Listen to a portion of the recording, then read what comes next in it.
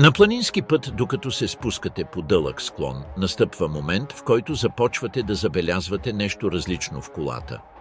Не сте спрели да спирате, но автомобилът сякаш реагира различно. Педалът се усеща различно, спирачният път се увеличава леко и постепенно усещането за контрол вече не е толкова прецизно, колкото преди.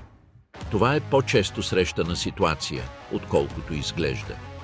Когато гравитацията постоянно дърпа превозното средство надолу, спирачките работят неуморно и тази продължителна употреба пряко влияе върху тяхната ефективност. Ако обаче този ефект се прояви в конвенционален автомобил, при прехвърляне към много по-тежко превозно средство, изискванията към спирачната система се увеличават значително. Имайки предвид всичко това, как е възможно камион с тегло над 30 тона да се изкачва по дълги планински склонове, без спирачките му да прегреят? Логиката на пръв поглед изглежда ясна. Камионът тежи няколко пъти повече, превозва огромни товари и пътува редовно по същите планински участъци, така че всичко подсказва, че проблемът трябва да се умножи. По-голямото тегло означава по-голяма инерция, повече натрупана енергия и следователно по-голямо натоварване на спирачната система.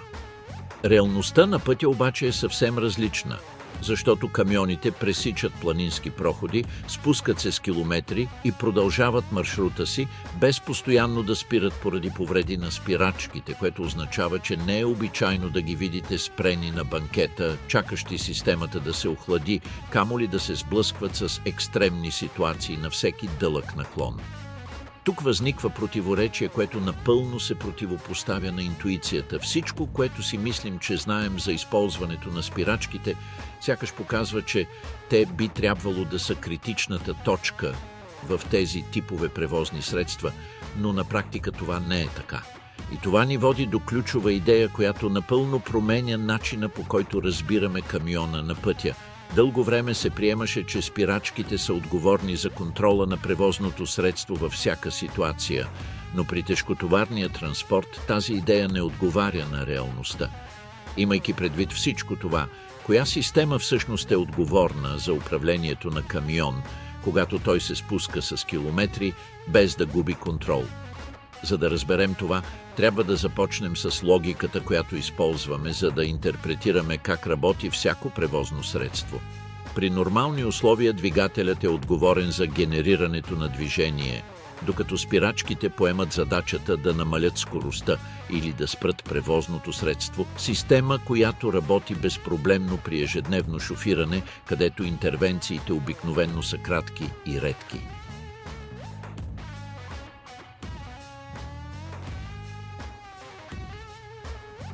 В конвенционален автомобил водачът използва спирачния педал от време на време, спирайки преди завой, на светофар или когато се приближава към друго превозно средство, и дори при умерени спускания е достатъчно да го натиска периодично, за да поддържа скоростта под контрол, така че в този контекст системата реагира според очакванията и не създава сериозни проблеми. Но същата тази логика започва да се проваля, когато се пренесе в света на тежкотоварния транспорт, където камионът не е изправен пред същите условия, тъй като масата му е много по-голяма, инерцията му е много по-голяма и в определени сценарии изискванията към системата за контрол на скоростта се променят напълно. За да разберем какво означава това на практика, е достатъчно да наблюдаваме една много специфична ситуация. Натоварен камион се спуска по планински проход в продължение на няколко километра, където наклонът не е единична точка, а постоянен, а гравитацията непрекъснато тласка превозното средство, принуждавайки го да набира скорост, ако не се предприемат действия. В този сценарий, ако водачът разчиташе единствено на педала на спирачката, той щеше да трябва да го държи натиснат за дълги периоди от време, за да предотврати ускорението на камиона. И тук възниква истинският проблем, защото всеки път, когато се натиснат спирачките, се генерира триене, а това триене произвежда топлина, която при нормални условия се разсейва бързо, позволявайки на системата да се върне в първоначалното си състояние. Но когато употребата е продължителна, например при продължително спускане, тази топлина започва да се натрупва. С повишаване на температурата компонентите на спирачната система започват да губят ефективност.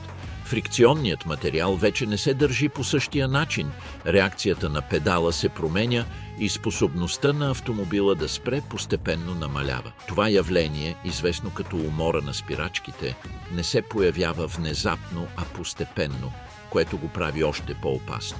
При камион този ефект се усилва, защото теглото на празното превозно средство се добавя към товара, който превозва, което изисква повече усилия за намаляване на скоростта и генерира още повече топлина с всяко натискане на спирачките. Така че ако този процес се поддържа твърде дълго, системата може да достигне точка, в която вече не е в състояние да изпълнява функцията си със същата ефективност. Следователно, при тежкотоварен транспорт, разчитането изключително на основната спирачна система, известна като работна спирачка, е не само неефективно, но и директно неосъществимо, защото тя не е проектирана да абсорбира постоянно цялата енергия, генерирана при дълъг наклон.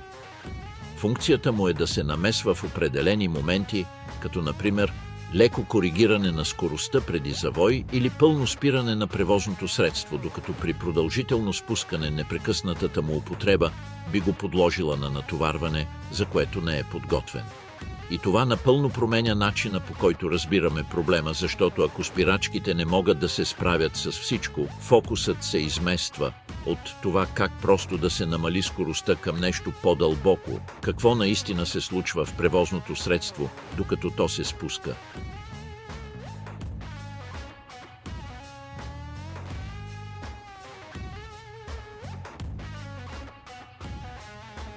В този контекст истинското предизвикателство не е в спирането, а в управлението на цялата енергия, генерирана по време на спускането. Когато камион започне продължително спускане, той се сблъсква не само с проблем с контрола на скоростта, но и с непрекъснат процес, при който натрупаната енергия започва да се трансформира. Всеки път, когато едно превозно средство е на върха на планината, то натрупва форма на енергия, която не се възприема с просто око, но която е пряко свързана с височината, на която се намира, и в момента, в който започне да се спуска, тази енергия не изчезва или намалява сама, а се преобразува в движение. Докато камионът се движи надолу по наклон, гравитацията действа постоянно, тласкайки го напред не като единичен импулс, а като непрекъсната сила, която секунда след секунда добавя повече енергия към системата. Така че ако нямаше контрол, превозното средство щеше да продължи да ускорява прогресивно. И тук начинът, по който разбираме проблема, се променя напълно, защото не става въпрос просто за намаляване на скоростта в определен момент, а за управление на постоянен поток от енергия, който навлиза в превозното средство, докато то се спуска. В автомобила това явление вече съществува, но често остава незабелязано, защото наклоните са по-къси или теглото е по-малко. При тежкотоварния камион обаче ефектът става много по-очевиден.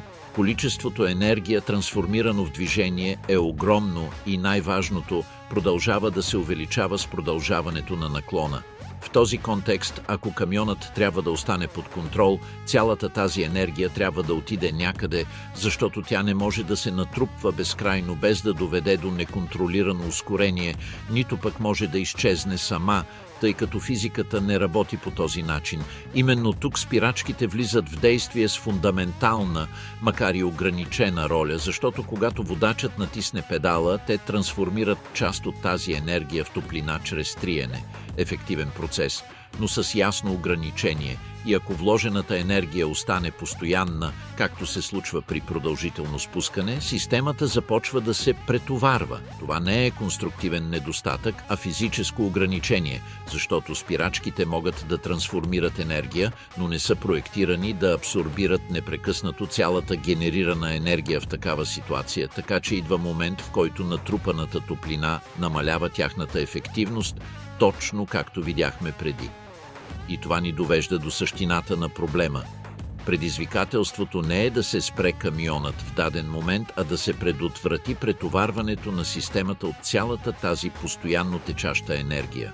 Защото, ако разчитането единствено на спирачките не е осъществимо, тогава трябва да има друг начин за контролиране на този непрекъснат поток от енергия.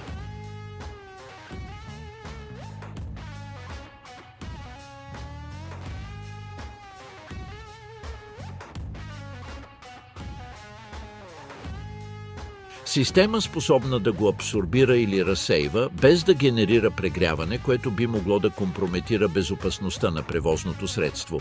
И тук идва следващата ключова част от пъзела, защото ако работните спирачки не могат да се справят с всичко, тогава коя система в камиона е способна да контролира тази енергия, без директно да я преобразува в топлина? Не се намира във външна система или скрит компонент, а в нещо, което всички приемаме за даденост, когато мислим за превозно средство, но което рядко разглеждаме от тази гледна точка. Същият двигател, който задвижва камиона напред, може да действа и като спирачка. На пръв поглед тази идея може да изглежда противоречива, защото сме свикнали да мислим за двигателя като за източник на движение, елементът, който генерира сила за движение на превозното средство. Въпреки това, при определени условия, същата тази система може да се противопостави на движението и да помогне за контролиране на скоростта, без постоянно да се прибягва до основните спирачки. Това се случва, когато водачът спре да ускорява и избере по-ниска предавка. В този момент двигателят спира да натиска и започва да оказва съпротивление. Вътрешните му компоненти, докато се въртят, генерират естествено противодействие на движението, което се предава директно на колелата. Резултатът е много специфичен ефект, при който камионът продължава да се движи напред, но е задържан от това вътрешно съпротивление, не като внезапно или моментно спиране, а като постоянно ограничение, което действа непрекъснато, докато превозното средство се спуска. Представете си камион, който се спуска по дълъг наклон. Това поведение става особено важно. Вместо да разчита единствено на педала на спирачката, водачът може да използва двигателя, за да контролира скоростта. Чрез включване на подходяща предавка, оборотите на двигателя се увеличават, а с тях и спирачната способност на двигателя. По този начин част от енергията, която преди това е падала директно върху спирачките, се абсорбира от самия двигател без да изчезва, а се преразпределя в системата, което намалява натоварването, което традиционната спирачна система би трябвало да понесе. Това напълно променя динамиката на спускането, тъй като сега камионът вече не е необходимо постоянно да спира, за да избегне ускорение, защото двигателят работи на заден план, като естествено ограничава скоростта на превозното средство. Освен това, този процес зависи не само от механичната система, но и от действията на водача. Изборът на правилната предавка не е маловажен детайл, а ключово решение за поддържане на контрола върху автомобила в трудни ситуации. Грешка при този избор може да попречи на двигателя да осигури достатъчно спиране, принуждавайки водача да използва спирачките повече от необходимото.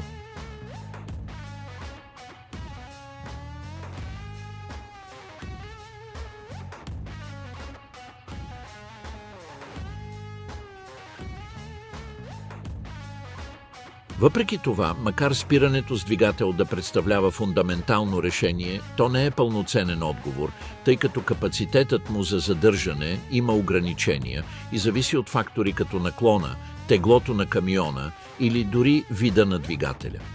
Така че при дълги спускания от няколко километра или по продължителни склонове, които принуждават превозното средство постоянно да набира скорост, това съпротивление може да не е достатъчно, за да абсорбира цялата генерирана енергия. Именно в този момент проблемът се появява отново, защото ако двигателят помага за спирането на камиона, но не винаги може да го направи сам при най-тежките условия, остава отворен въпросът какви други системи позволяват да се контролира цялата тази енергия без спирачките да прегреят. В сценарии, където наклонът не предлага почивка, с километри непрекъснато спускане, свързани с завой и напълно натоварен камион, който трябва да поддържа стабилна скорост без марш за грешка, това ограничение престава да бъде теоретично. При тези условия не е достатъчно да се позволи на двигателя да работи, защото търсенето е постоянно и това, което преди е изглеждало като достатъчно решение, започва да показва своите граници. Шофьорът е направил всичко правилно. Превключил е на по-ниска предавка, поставил е двигателя в диапазон, в който предлага максимално възможно спиране с двигателя и е запазил контрол без да злоупотребява с педала на спирачката, така че за известно време системата да реагира и камионът да се спуска контролирано, без да ускорява неконтролируемо, но наклонът продължава, теглото продължава да натиска и вложената енергия не намалява. Именно в този момент тази стратегия започва да показва своите граници,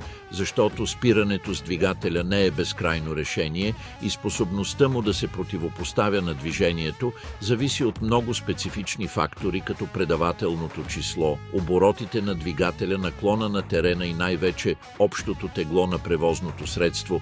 Така че когато тези променливи се комбинират при взискателни условия, настъпва момент, в който спирането с двигателя вече не е достатъчно, за да ограничи напълно ускорението. Камионът започва да изисква повече, не защото системата се поврежда, а защото количеството генерирана енергия надвишава това, което един механизъм може да обработи самостоятелно. И тук настъпва фундаментална промяна в начина, по който разбираме тези превозни средства. Камионът не разчита на едно единствено решение за контрол на движението си. Той е проектиран като набор от системи, които се поддържат взаимно, особено в ситуации, където изискванията са постоянни. Когато двигателят достигне предела си като спирачен елемент, влизат в действие други механизми, чиято функция не е да спират в традиционния смисъл, а да абсорбират тази енергия по контролиран начин.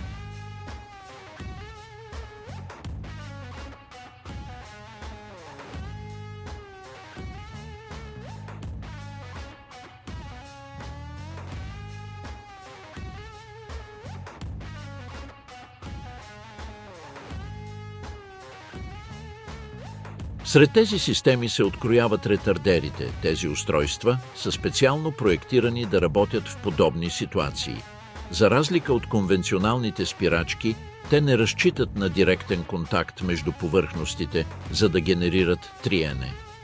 Действието му се основава на създаването на вътрешно съпротивление, което се противопоставя на въртенето на трансмисионната система, трансформирайки енергията на движението в друга форма, която може да се разсее, без да се компрометира ефективността на цялото. В случая на хидравличните ретардери, например, съпротивлението се генерира от флуид, циркулиращ в системата. Докато валът се върти, този флуид се противопоставя на движението, като непрекъснато абсорбира енергия. В електрическите системи принципът е различен, но целта е една и съща – да се преобразува част от енергията на движение във форма, която може да се управлява, без да се прибягва до директно износване на спирачките.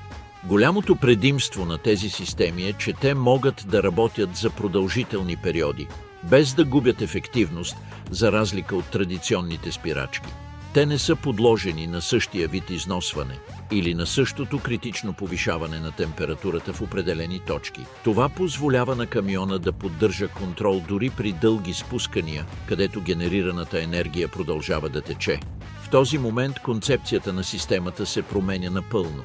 Вече не става въпрос за превозно средство, което спира по-силно или включва по-големи компоненти, а за машина, проектирана да разпределя усилието. Двигателят осигурява забавяне, ретардерите абсорбират част от енергията, а основните спирачки остават като прецизен ресурс, използван в определени моменти, а не като постоянно решение. Разбирането, че съществуват множество системи, е само част от проблема, защото когато всички те се намесват в едно и също движение, това, което наистина определя резултата, не е тяхното присъствие, а начинът, по който действат заедно. И точно тук влиза в действие най-важният аспект, защото ако двигателят, ретардерите и спирачките си поделят работата, въпросът е как да се организира тази намеса, за да се поддържа контрол, без никой от тях да бъде претоварен. Когато тази координация се осъществи правилно, резултатът не се възприема като сума от системи, действащи по-отделно, а като единно, непрекъснато поведение. Този баланс не се вижда в компонентите, а в начина, по който превозното средство се държи на пътя. Има нещо почти хипнотично в начина, по който камион се спуска по дълъг склон, когато всичко работи както трябва. Движението е плавно, без резки движения или постоянни корекции, с усещане за контрол, което елиминира всякакво впечатление за борба с гравитацията.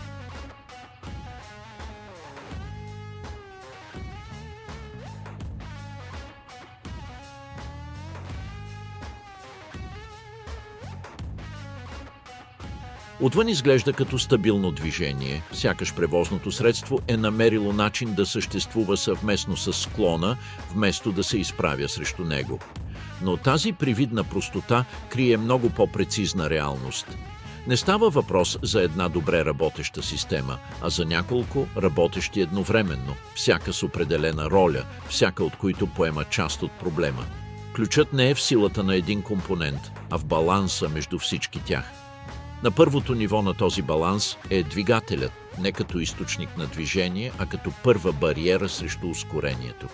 Чрез избора на подходяща предавка преди началото на спускането, водачът я трансформира в постоянен спирачен елемент, който действа от самото начало, намалявайки естествената склонност на камиона да набира скорост. Това не е еднократна намеса, а непрекъснато съпротивление, което служи като основа, върху която се изгражда всичко останало. С удължаването на наклона и продължаването на постъпването на енергия в системата, само двигателят вече не е достатъчен и управлението разчита на второ ниво, образувано от ретардерите. Далеч от това да го заместят, те работят успоредно с него при планински спускания, където наклонът остава постоянен в продължение на няколко километра, когато камионът вече е избрал ниска предавка и все още продължава да набира скорост, което води до по-прецизен тип управление, при което превозното средство спира да се ограничава до ограничаване на скоростта и започва да я управлява с по-голяма стабилност. В този баланс ретардерите осигуряват допълнително съпротивление, което не зависи от директен контакт между частите, подложени на критично износване, действайки прогресивно и модулирайки скоростта, без да генерират същите температурни пикове, които биха се получили при непрекъснато използване на традиционните спирачки, което на практика позволява на камиона да поддържа стабилна скорост за дълги периоди, без нито един компонент да попада в опасна зона на напрежение. И все пак системата не е завършена. Има и трето ниво, запазено за специфични моменти – спирачките. Тяхната роля не е да поддържат камиона по време на спускането, а да се намесват, когато са необходими фини настройки. По-остър завой, лека корекция на скоростта, окончателно спиране. Това са кратки, прецизни интервенции, предназначени да допълнят, а не да заменят другите системи. Когато погледнете цялата система, логиката се променя напълно. Енергията, генерирана от наклона, не изчезва, но и не се натрупва в една точка. По-скоро се разпределя. Двигателят абсорбира част от нея, ретардерите управляват друга част, а спирачките се задействат само когато. Това разпределение е това, което предотвратява достигането на критични температурни нива, на който и да е компонент, особено на работните спирачки. Но има още един елемент, който прави тази система наистина ефективна – предвиждането. Нищо от това не работи правилно, ако не се вземе правилното решение преди започване на спускането. Изборът на правилната предавка, активирането на системите в точния момент, разбирането на терена – всичко това е част от един и същ процес. Камионът е проектиран да управлява енергията, но водачът е този, който решава как и кога да активира този баланс. Ако си представим пълно спускане, последователността е ясна. Камионът започва спускането на ниска предавка, което активира спирането с двигателя. Скоростта остава контролирана, но наклонът продължава. След това постепенно ретардерът се задейства, абсорбирайки излишната енергия, която двигателят не може да управлява сам. Системата се стабилизира и само в определени моменти, когато пистата го изисква, спирачките се намесват за кратко, за да регулират прецизно скоростта. Това, което отвън изглежда като просто спускане, всъщност е непрекъснат процес на управление на енергията. Няма импровизация, няма зависимост от една единствена система, няма ненужно претоварване. Всичко е проектирано така, че да разпределя усилията и да поддържа постоянен контрол. И точно тук първоначалната идея е напълно опровергана. Спирачките на камионите не избягват прегряване, защото са изключително устойчиви, а защото не са проектирани да правят всичко.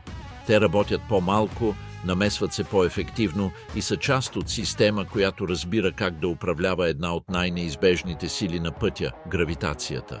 Това е истинската тайна. Не сила, а баланс. И може би точно там всичко се променя. Защото след като разберем как се разпределят силите, как се разпределя енергията и как всяка система се намесва в точния си момент, вече няма смисъл да гледаме на камиона като на обикновена тежка машина, спускаща се по пътя. Това, което всъщност виждаме, е нещо много по-изтънчено – баланс в движение. Няма директен сблъсък с склона, няма постоянна борба срещу гравитацията. Това, което се случва, е по-фино. Превозното средство не се опитва да се наложи, а по-скоро да се адаптира. Всяко решение, всяка система, която влиза в действие, е част от логика, която не се... Лесно е да се пренебрегнат подобни детайли. Те са проектирани именно за тази цел, така че всичко работи безпроблемно. Но истинското ниво на инженерство се крие в тази безшумна работа. Не в това, което е впечатляващо, а в това, което никога не се проваля. И ако сте стигнали до тук, това не е случайно. Това означава, че има нещо в начина, по който работят тези машини, което разпалва любопитството ви. Нещо отвъд очевидното, нещо, което ви кани да разберете това, което обикновенно остава незабелязано. Ето защо, ако искате да продължите да откривате как тези системи всъщност работят, как са проектирани и защо работят по начина, по който работят, абонаментът не е просто още една опция. Това е начинът да сте сигурни, че няма да пропуснете това, което предстои. И ако това съдържание ви е дало нова перспектива за нещо, което сте приемали за даденост, оставете един лайк. Не като празен жест, а като начин да помогнете на този вид знания да достигнат до повече хора, до повече любопитни умове, които все още не знаят, че са на път да го разберат, защото в крайна сметка, докато всичко продължава да се движи напред там, има машини, които не издават шум, които не търсят светлината на прожекторите, но които поддържат постоянното движение на света. Машините, които без да забележите, поддържат всичко работещо.